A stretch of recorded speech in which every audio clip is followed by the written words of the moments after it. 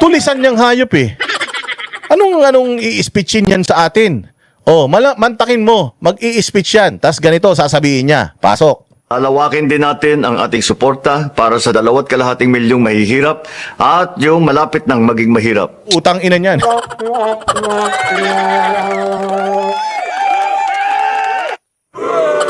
Mantakin mo, presidente ka ng Pilipinas. Ha? Presidente ka ng Pilipinas.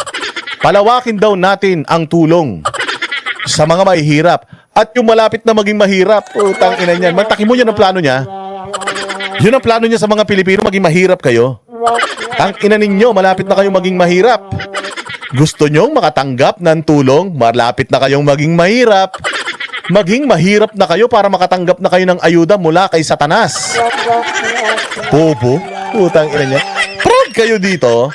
Ha, kayong mga vlogger ni Bongbong, lalong-lalo na kayong mga nagtatanggol kay Bongbong, proud kayo dyan. Proud kayo dyan. Baka naman sabihin nyo, hindi marunong mag-Tagalog yan ha. Eh kasi Boss Dada, magaling man siya mag-Ingles. Di man siya marunong mag-Tagalog. Ilocano man yan. Oo, parang kay Inday Sara din sa mga Duterte. Kaya nyo na-misinterpret yung mga sinasabi niya. Kasi hindi man yan marunong masyado mag-Tagalog. Ah. So, gusto niyang kumonek sa atin sa pamamagitan nito? Ha? Gusto niya kayong maging mahirap? Ano? So, tingnan nga natin kung talaga magaling siya mag-Ingles. Ha? O, eto, pasok. Kasama niya dito, mga Amerikano. Oo, dito sa ano na to, dito sa meeting na ito. Ha? Sa meeting na ito, ang kasama niya rito, mga Amerikano. Si Rubio yata ito eh. Oh, si Rubio. Mga Amerikano kasama niya rito. Tapos itong mga nandito sa kabila. Dito sa kaliwa, kasama niya dyan yung mga Onax, mga kano. Oh, tapos dito naman sa kanan, kasama niya rito yung mga bugok na katulad niya. Oh, yung mga nasa gabinete niya. Oh, ngayon mga bossing, sabi niyo hindi masyado magaling magtagalog si Bongbong, English, magaling. Oh, tingnan niyo yung English niya rito. Oh, tingnan niyo yung English niya rito kung maiintindihan niyo. Pasok. Welcome you to the Malacanang Palace and to Manila. And how very happy we are that in all what we know was your... Putang ina niyan.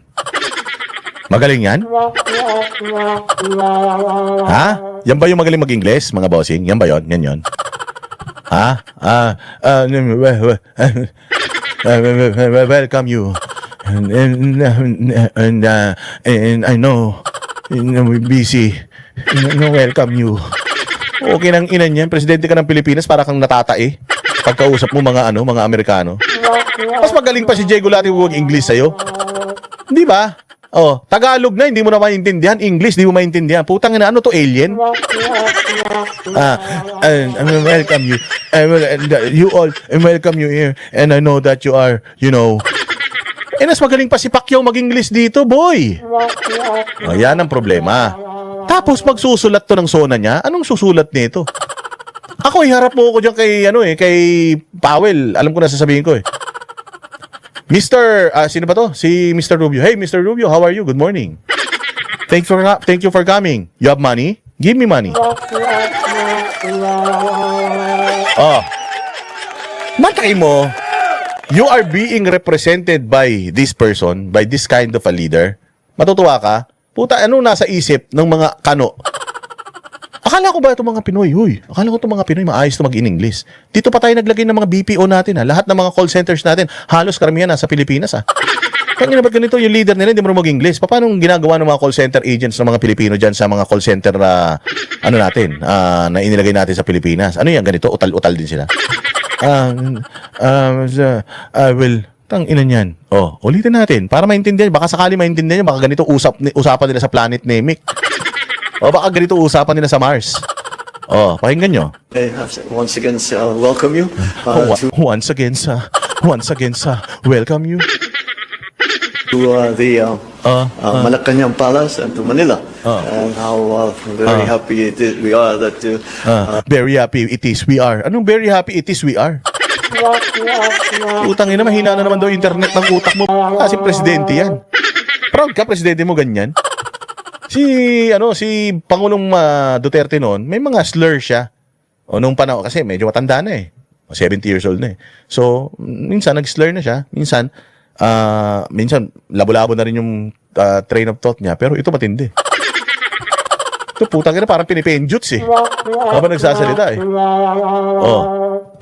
In all what we know was your very, very busy schedule and all the important work that you're doing, that you have found the time to visit with us.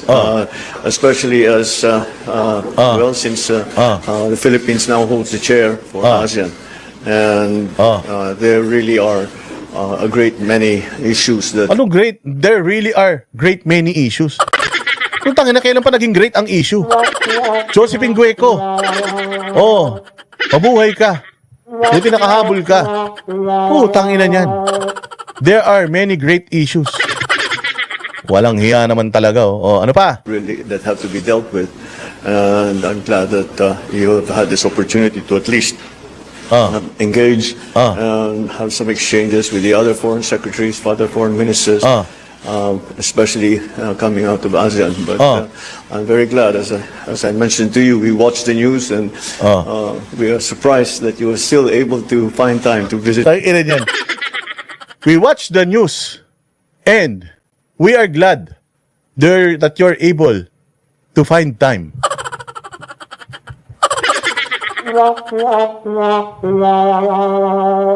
Ano yun?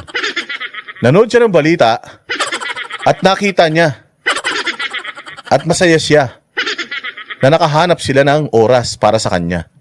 Sa balita ba yun? Putang ina niyan. Kaharap mo mga leader ng ibang bansa. Sa mismong bayan mo nagtae ka. Oo, tanginang yan. Ano yung sinabi niya dito, you watch the news? But I'm very glad, as I mentioned to you, we watched the news and we are surprised that you are still able to find time to visit with us. It's a great pleasure and an honor. Thank you very much for this visit. Tanginan yan. Ilang minuto? 1 minute and 5 seconds. Sasabihin mo lang, thank you for coming. We appreciate that even though you're busy, you still find time to visit us. We feel very important. Thank you very much, sir. Simple as that. Ano mahirap doon? Kailangan mo rocket scientist ka dyan. Ha? Akala ko ba, hindi to masyadong magaling magtagalog. Kung hindi to magaling magtagalog, kaya nagkakamali siya sa mga Tagalog niya, naintindihan na natin, hindi pa siya marunong mag-Ingles. Hindi na siya magaling mag-Tagalog, hindi pa siya magaling mag-English. Putang ina, ano to? Gano'n na lang tayo? Mag-gangsta sign na lang tayo, gano'n? Walang hiya kayo? Klasin to. Ito yung pinagmamalaki ninyo na maganda Pilipinas. Ina, magsalita lang, makipag-usap lang. Mas magaling pa makipag-usap ng English yung anak ko dito. Yung anak ko pag nag-English, putang ina niyan, umaalis ako eh. Walang hiya. Oh, anong sabi dito ni Rubio? Well, thank you for welcoming me. First of all, I want to congratulate you on a great job in hosting this conference, which Yeah, simple. Well, thank you for having us. I would like to congratulate you for successfully hosting the ASEAN. Di ba? Simple. Ganun lang. Eh, mga Amerikano man yan. Pag pinagtagalog mo yan, di rin marunong yan eh. Tangina, ganyan na sasabihin yan. Ha? Sa English lang bang magaling yan eh. Pag pinagtagalog mo yan, di rin marunong yan. Anak ng tinapay, presidente niya, Tagalog na, hindi pa marunong. English, di marunong. Ano yung Pranses? in addition to being so critically important for the region, provides us the opportunity to interact with so many countries. It's also important to be here. I think just 3 weeks into our new ambassador here, who I know is going to do a great job. And Mr. President, thank you for welcoming us. And obviously, in addition to visiting here for the conference, we wanted to visit with you. You know how much the President holds you in highest. Nakatingin lang si Bongbong, wala naiintindihan yan. Wala naiintindihan yan. Oh, kung natingin yan gano'n, putsang iniisip niyan kung gaano karami yung sisinghutin na naman yung mamaya. Di ba? Gano'n yan, naanganga yan. Pero iniisip niya kung anong ulam mamaya. Saan ako magpa-party. Diba? Lumilipad utak niyan. As simple as welcoming your visitor. As simple as that. Welcome to the Philippines. Thank you for coming. I know you're busy. Oh, but you're still here. We feel very important. Thank you. I hope you like what you're seeing. Puta, ganun lang eh. Barok yung English na yun, pero mas okay yun kaysa sa Walang ganun. Pucha yan, walang hiya. Oh, eto, magsosona sa Lunes. Ano i-expect mo? Oh, ano pa sasabihin? Team, we had a very positive meeting last year in Washington, and then this is a country that has deep ties to the United States for many, many years, and it's a partnership that is only growing. And in light of recent events, I think more important than ever. And so we're glad to be with you here today and to reaffirm that relationship and our commitment. Nakita mo yung ulol, gumaganon-ganon. Kala mo si Stevie Wonder. Putang ina nito, lasing yata eh. Walang hiya na yan, oh. To the U.S.-Philippines relationship. Especially so, Mr. Secretary, as we are living the curse of may you live in interesting times. And here we are. Puta, meron pa siyang living the curse. May living the curse. Sumpa. Gago, ikaw ang sumpa dito eh. Ikaw ang sumpa ng Pilipinas. Puta, ragis yan. Living the curse kapag nalalamang ulul ka. Oh. Right in the middle of them. It doesn't sound like a curse, but it turns out that it is. It doesn't like we're living in a curse, but it doesn't sound like a curse. That it is. Kaya nga hindi nga ako nag-i-English eh. Anak ng tinapay na yan. Kung yung English ko hindi mo naiintindihan, di lalo na to si Bongbong. BBM talaga eh. Walang hiya oh. Oh. In any case, we are putang ina, nag-remix na naman. Para ka na naman yung CD na nabili sa Recto, pirated. Lumulundag-lundag na naman. Inang niya, nagbubudots ka na naman. to bring together. Wala na, nagtinginan na yung mga ano eh. Ha? Ano sinasabi nito? Putang ina, 2 minuto na tayo rito, wala pa tayo, hindi pa tayo nagkakaintindihan. Oh, tinan nyo. Oh, yan oh, kita nyo sa screen. Oh, naglulumingon na yung kano eh. Putang ina nito, niloloko na tayo nito. Hindi tayo naiintindihan eh. Oh, tinan mo, ang sasabihin. That is only growing, and in light of recent events, I think more important than ever. And so we're glad to be with you here today and to reaffirm that relationship and our commitment to the U.S.-Philippines relationship. Ano sinabi? We are here to reaffirm our commitment to the U.S.-Philippines relationship. Oh, rest assured, Mr. Representative. That what was talked about in Washington is an ironclad. We will remain as your little brown brothers. And we will fight alongside you in any battles. Tangina, ganun ang sagot. Walang hiya ka talaga, oh. O, anong sagot niya? Anong sagot? Especially so, Mr. Secretary, as we are living the curse of may you live in interesting times. And here we are, right in the middle of them. It doesn't sound like a curse, but it turns out that it is. In any case, we are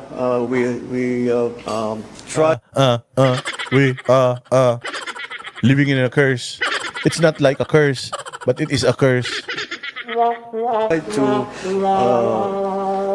bring together ASEAN, especially actually what it already the entire process was a product of the lessons learned during the pandemic. Walang hiya ka. Yan lang palang gagawin mo dyan. Yan lang palang gagawin mo dyan, tapos gusto mo maniwala kami sa'yo. Dito siniwalat ng Pangulo na bilyon-bilyon ang ninakaw sa mga depektibo at ghost flood control projects.